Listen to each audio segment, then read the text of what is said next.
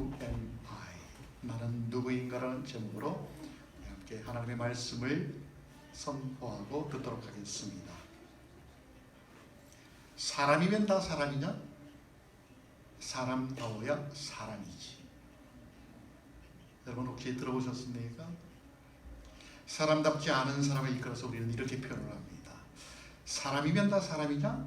사람다워야 사람이지. 그렇다면 여러분, 사람다운 사람이란 무엇이고 사람답게 사는 것은 또 무엇을 의미하는 것일까요? 인간의 본질에 대한 질문입니다. 인간의 본질. 인간이란 어떤 존재인가? 다윈을 중심으로 하는 고전적 진화론에서는 인간을 동물과 비교했습니다. 동물. 특별히 생물학자들은 우리 인간을 포유동물이라고 이렇게 이야기를 하죠. 젖을 먹이는 동물이다. 그래서 포유동물이라고 이렇게 이야기합니다. 사실 우리 인간을 보면 동물과 비슷한 데가 참 많습니다. 너무나도 비슷하죠. 그래서 누군가는 이렇게 이야기합니다. 인간의 본성을 알고 싶으면 동물원에 가보라. 동물원에 가서 동물들의 행태를 보면 우리 인간의 본성을 알 수 있을 것이다. 이렇게 이야기하는 것이죠. 여러분, 인간이 먹기 위해서 일하고 또 가끔가다 다투고 싸우고 자기 자식이나 위할 줄 아는 그 정도에서 그친다면 우리는 동물과 별 다를 바 없습니다. 왜냐하면 동물들도 그렇게 살아가니까. 사실 우리가 동물원에 가면 여러분, 어떤 동물이 제일 우리의 기억 속에 많이 남습니까? 어떤 동물이 재주를 많이 핍니까? 아이들에게 아마도 인기가 제일 있는 것은 원숭이, 몽키가 아닐까 그렇게 생각이 듭니다. 생김새도 비슷합니다. 인간하고 비슷하고 하는 짓도 인간처럼 할 때가 좀 많습니다. 비슷하지요. 여러분, 원숭이 아시죠? 원숭이 어떻게 생겼는지 아시죠? 잘생긴 원숭이, 못생긴 원숭이, 여러분 구별할 수 있습니까? 여러분 어떻게 생각하십니까? 원숭이가 잘생겼는지 못생겼는지 구분이 가능합니까? 쉽지 않습니다.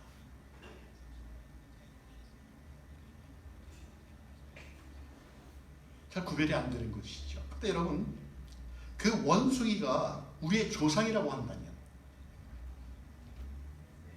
여러분 믿으시겠습니까? 멍키가 우리의 조상이다.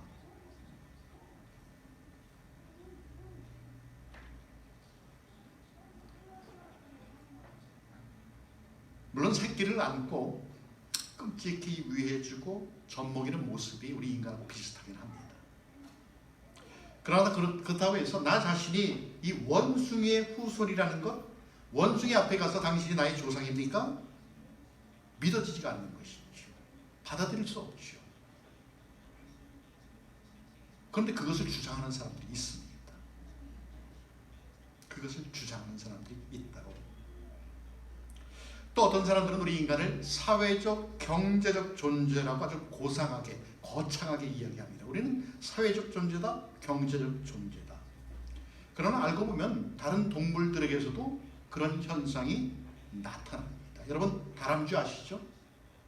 다람쥐가 겨울잠을 잡니다. 겨울잠을 자기 위해서 어떻게 합니까? 도토리나 밤이나 이런 것들을 나무 틈 속에 이렇게 모아놓기도 하고 땅 속에 모아놓기도 합니다. 왜요? 겨울에 먹으려고. 겨울이 추우니까 밖에 못 나오니까 그 모아놓은 밤이나 도토리를 겨울에 먹고 또 자고 먹고 자고 하죠. 우리 인간은 어떻게 합니까? 우리가 돈을 벌어서 어떻게 합니까? 저축하지요.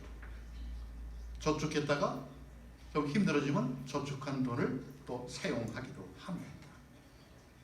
그래서 가만히 보면 우리 인간이 동물과도 참 비슷합니다. 그런데 여러분, 이렇게 비슷하다고 해서, 비슷한 점이 있다고 해서 우리 인간을 동물이라고 부른다면, 짐승이라고 부른다면 좋아할 사람 아무도 없습니다. 좋아할 사람 아무도 없지요. 생물학자들이 무엇이라고 정의하던, 사회학자들이 무엇이라고 정의하던 우리는 그저 한낱 동물이기를 원치 않는다, 우리 이렇게 주장할 수 있습니다. 그렇다면 여러분, 우리 인간이란 무엇인가? 분명히 그저 동물처럼 먹고 저축하고 안전한 잠자리에 드는 것, 그것만으로는 결코 충족되지 아니하는 그러한 독특한 존재입니다. 그래서 인간은 Homo sapiens, 인간은 이성적인 동물이다 라고 이렇게 주장을 합니다. 이성이란 참과 거짓, 옳음과 그릇, 아름다움과 추함을 식별할 수 있는 능력이죠. 우리는 그런 것들을 가지고 있습니다. 다른 동물들은 오직 본능에 따라서 행동을 하는데 반해서 인간은 이성을 통해 거짓이 아닌 참을, 그름이 아닌 옳음을, 추함이 아닌 아름다움을 추구할 수 있기 때문에 Homo sapiens, 인간은 이성적인 존재라는 것입니다. 그래서 여러분, 자기의 존재 가치를, 다시 말해서 자기가 중요하다는 것을 느낄 때까지는 만족할 줄 모르는 게 우리 인간, 바로 우리 나라는 것입니다. 여러분은 여러분의 자신을 어떻게 생각하십니까? 나는 어떤 존재인가? 여러분, 나는 누구일까요? Who am I? 나의 가치는 어디에 있으며 나는 어떠한 나일까요? 여러분, 여기에 대한 대답을 갖고 있습니까? 나 자신에 대한 존재, 나는 누구일까? 당신은 누구십니까? 세상 사람들은 물론 자기 나름대로 자기 인식이 있습니다. 나는 누구야? 나는 누구야? 하지만 여러분, 우리는 특별히 그들과는 다른 크리스천이라고 불리는 사람들입니다. 그리스도인이죠. 그리스도를 따르는 사람들입니다. 그렇다면 그리스도인으로서의 나의 나됨의 의미는 어디에 있달까요? 그리스도인으로서의 나의 의미는 어디에 있을까요? 하나님의 말씀인 성경은 분명히 우리 인생을 고귀한 하나님의 형상으로 만들었다고 이렇게 이야기를 합니다. 창세기에 나와 있죠. 창세기 1장 27절에 보면 이렇게 이야기합니다. 하나님이 자기 형상 곧 하나님의 형상대로 창조하시되 남자와 여자를 창조하시리라, 이렇게 말씀합니다. 그런데 여기서 한 걸음 더 나가서 오늘 본문에 나오는 사도 바울은 이렇게 이야기를 합니다. 나는 누구인가? 내가 그리스도와 함께 십자가에 못 박혔나니 그런즉 이제는 내가 산 것이 아니요 오직 내 안에 그리스도께서 사시는 것이라. 이제 내가 육체 가운데 사는 것은 나를 사랑하사 나를 위하여 자기 몸을 버리신 하나님의 아들을 믿는 믿음 안에서 사는 것이라고 이렇게 사도 바울은 고백을 합니다. 나는 누구인가? 첫째, 나는 철저한 믿음으로 사는 존재다, 이렇게 이야기할 수 있습니다. 벌써 한 해가 다 가고 있습니다. 이제 12월의 둘째 주죠. 이제 다음 주는 성탄절 크리스마스입니다. 여러분, 주님의 오심은 그 자체가 하나님의 크신 사랑입니다. 우리를 사랑했기 때문에 독생자 예수를 우리에게 보내주셨습니다. 정말 하나님의 크신 사랑이죠. 여러분, 이 세상에 어떤 사람이 하나님보다 클 수 있을까요? 이 세상에 어떤 사람이 하나님보다 높을 수 있을까요? 없습니다. 아무도 없죠. 아무리 권력이 막강해도 아무리 재물이 많아도 하나님보다 높지 않습니다. 여러분, 세상의 권세 잡은 자들은 대부분 자기가 다 하고 싶은 걸 합니다. 뭐 재물이 많은 사람도 그렇죠. 자본주의 사회니까 내가 재물이 많다라는 것은 그만큼 나에게도 권력이 있다는 이야기입니다. 그래서 그들은 자기가 하고 싶은 대로 다 합니다. 그래서 대부분 어떻게 합니까? 명령하죠. 너 이거 해, 너 저거 해. 그리고 어떻게 합니까? 호출하죠. 너 이리 와. 자기 앞으로 오게끔 만듭니다. 그것이 권력을 가진 자들, 재력을 가진 자들의 모습입니다. 하지만 그들보다 더 크신, 더 높으신 하나님은 어떻게 합니까? 그렇게 하지 않습니다. 세상을 창조하시고 우리를 분명히 만드신 분인데도 불구하고 어떻게 합니까? 우리를 위해 친히 하늘에서 이 땅으로 내려오셨습니다. 그리고는 임마누엘, 하나님이 나와 함께 하여 주셨다는 사실입니다. 여러분, 하나님께서 나에게 명령하며 호출하지 아니하시고 나에게로 찾아와 주셨다. 나와 함께하여 주셨다. 여러분, 이것이 바로 크리스마스입니다. 크리스마스. 여러분, 하나님이 나를 위해서 이 땅에 오셨는데 그 이 땅에 오신 곳이 어디입니까? 말구유입니다. 마구간에 먹이통이죠. 그렇게 천한 비천한 몸으로 오셨는데 여러분, 우리는 과연 그분이 나와 같은 인간이 되어서 말구유의 그 몸을 눕히셨다는 그 사실 앞에서 우리 인간들은 어떻게 반응을 해야 할까요? 정말 신이신데, 하나님이신데 나와 동등됨을 취하여서 이 땅에 내려오셨다면 과연 우리는 이 사람에게 대해서, 이분에 대해서 어떻게 반응을 보여야 될까요? 여러분, 우리 이 역사적인 사실 믿잖아요. 예수님이 이 땅에 오신 건 믿잖아요. 성경에 기록된 사실 또한 믿잖아요. 우리가 이 사실을 믿는다면 정말 내가 살아가는 이 세상 너무 험난해서 힘들어. 나는 가진 것이 없어. 나는 너무 고독해. 다른 사람들이 나를 알아주지 않아. 이런 어떤 불평적인 자조 섞인 이야기를 말할 수 있을까요? 그래서 나는 하나님의 사랑을 받은 적이 없어. 이렇게 이야기할 수 있을까요? 거기다 그분은 나를 위해서 십자가에 못 박혀 죽임을 당하셨는데, 여러분, 만약 내 잘못 때문에 누군가가 대신해서 뺨을 맞았다고 한다면 여러분, 우리 마음이 어떨까요? 분명히 잘못은 나한테 있는데 누군가가 나를 대신해서 뺨을 맞아 주었다고 한다면 우리 마음이 어떨까요? 미안해서 몸둘 바를 모르죠. 여러분, 아내가 남편을 위해서 대신 뺨을 맞아 주었습니다. 남편이 아내를 위해서 대신 뺨을 맞아 주었습니다. 마음이 어떨까요? 미안하죠. 내가 맞아야 됩니다.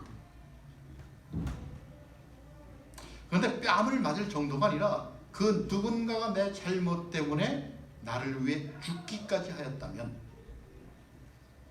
더 이상 우리가 무슨 말을 할 수 있을까요? 내 대신 죽었는데. 여러분, 내 대신 죽었잖아요. 그분이 누구십니까? 그분이 바로 하나님 아니십니까? 예수님이죠. 이 세상을 창조하시고 나를 당신의 형상대로 만드신 분 하나님, 그분이 나를 위해 그 높은 곳에서 낮아지셔서 또 죽기까지 나를 사랑하셨습니다. 여러분, 우리가 어떻게 말로 표현할 수 있을까요? 말로 표현할 수 없습니다. 정말 나 같은 사람을 위해서 십자가에 손과 발이 묶이고 못을 박혀 그 모진 고통을 당했는데, 여러분, 우리는 예수를 믿는다고 하면서 그 십자가의 사건, 그 사건을 한번 상상해 보신 적이 있습니까? 생각해 보신 적이 있습니까? 여러분, 내가 뭐라고? 여러분, 나에게 무슨 어떤 그런 가치가 있다고 나를 위해 십자가에 못 박혀 돌아가셨을까?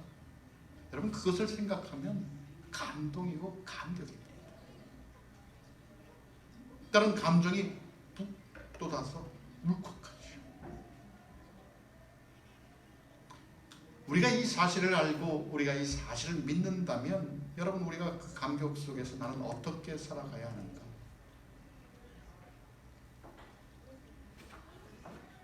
우리가 어떻게 반응을 하며 살아가야 하는가?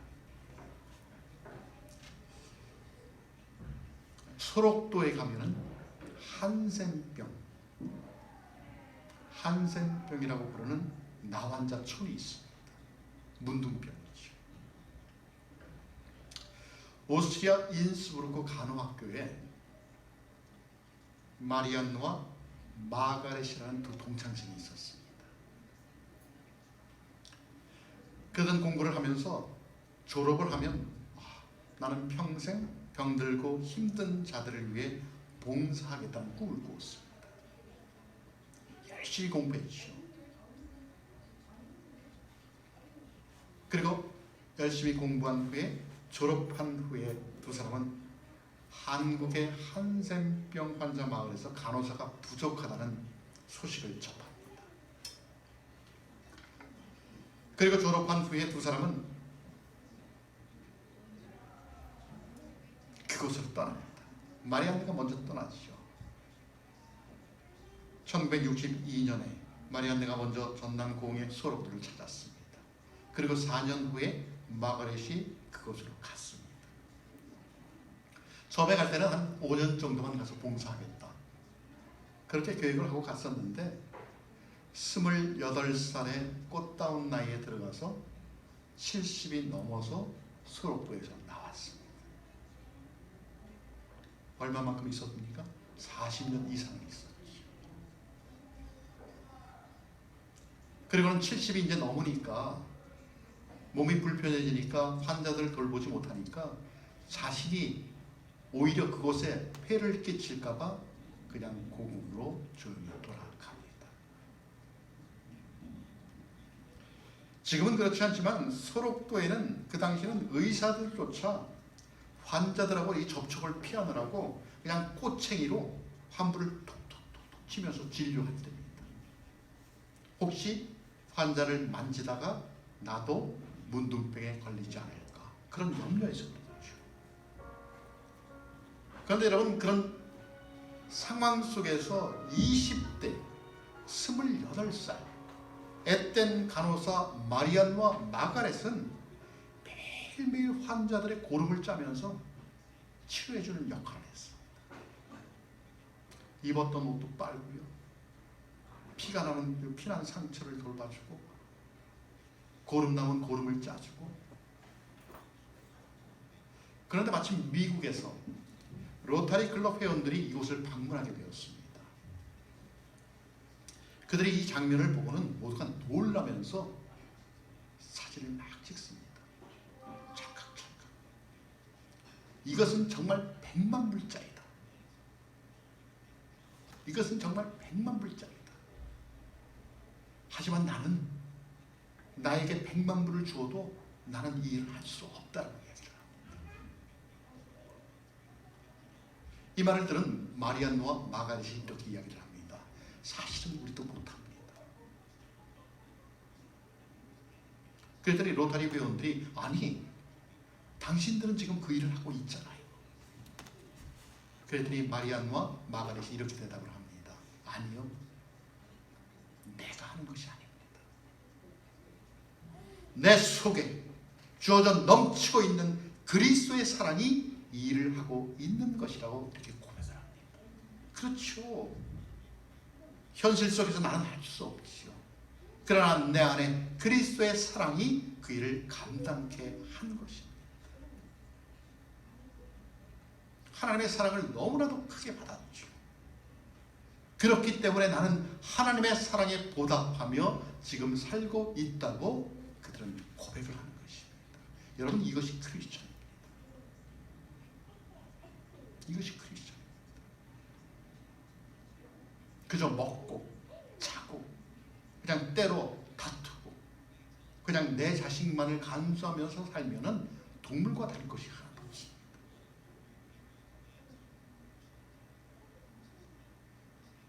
나는 누구인가? 그 아들까지 내어주신 그 하나님의 사랑에 보답하겠다, 나는 그렇게 살겠다 다짐하는 사람, 그런 믿음을 가지고 살아가는 사람들이 바로 크리스천, 나됨의 의미를 갖는다는 것입니다. 두 번째로 나는 누구인가? 오늘 본문에 보니까 이제는 내가 사는 것이 아니라 내 속에 그리스도께서 사신다라고 고백하는 사람들. 다시 말하면 내가 누구인가? 그리스도라는 새로운 의지에 의해 철저히 운전되고 컨트롤되는 존재, 그분의 다스림에 살아가는 것이죠. 롤랜드 헤이스라고 하는 유명한 흑인 테너 가수가 있었습니다. 이분이 자서전 속에서 이런 고백을 합니다.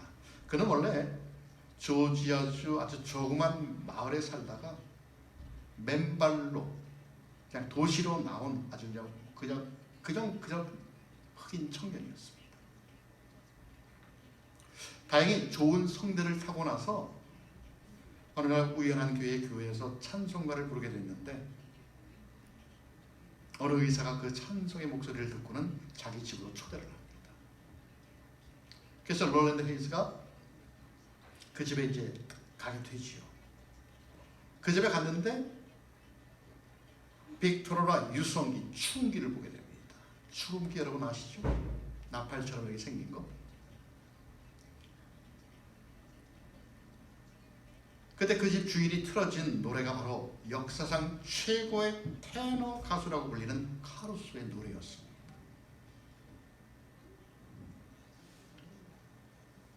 그 노래를 들으면서 그가 회상한 노래를 이렇게 적고 있습니다. 그날 그 순간 내 가슴에는 요란한 종이 울리기 시작했다.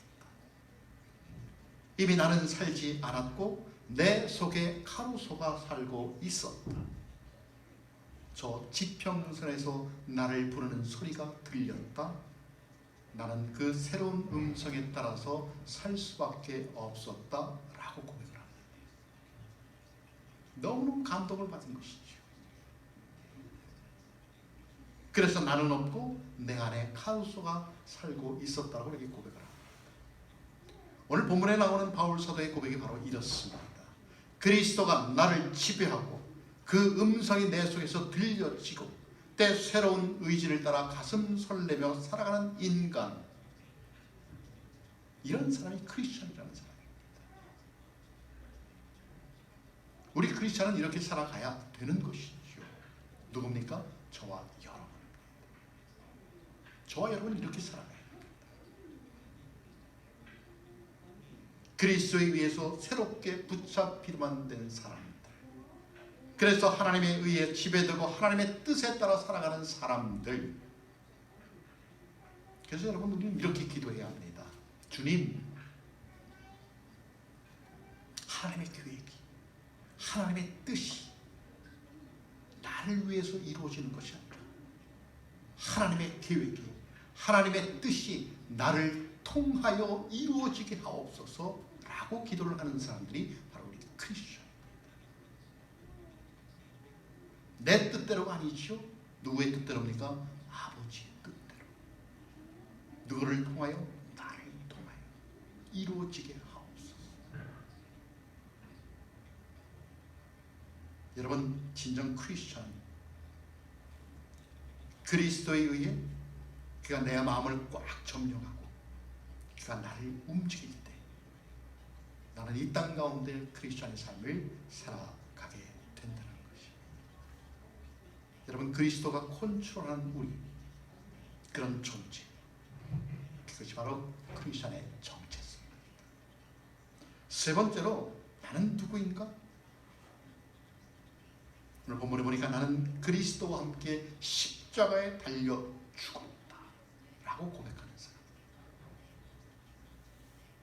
여러분, 크리스천이란 그리스도와 함께 죽은 사람입니다. 그리스도와 함께 죽고 그리스도와 함께 새로 산 그런 사람들이 바로 성경이 말하는 복음의 진수입니다. 우린 그런 사람이죠. 이 진리를 설명하는 대표적인 예가 야곱입니다. 제이콥. 창세기 32장에 야곱이 천사와 씨름을 합니다. 자기의 긴 과거의 역사를 내어놓고 하나님 앞에 내어놓고 청산하는 새로운 인간의 모습을 보여주는 것이죠. 지난날에 야곱은 죽고 새 사람인 이스라엘이 되는 장면. 여러분, 야곱이란 이름은 발꿈치를 잡다, 즉 앞서려는 자라는 뜻입니다. 야곱은 참 뭐라 그럴까? 똑똑합니다. 좋게 이야기해서 참 재주도 있고 돈도 잘 벌고 야심도 있고 누구보다 앞서려고 하고 넘버 원을 외치면서 살아왔습니다. 그런데 천사하고 씨름하면서 불구자가 됩니다. 천사가 싸우다가 힘이 붙이니까 야곱의 환도뼈를 쳐서 절름발이를 만들어 버립니다. 그러자 그의 삶에 변화가 오게 되죠.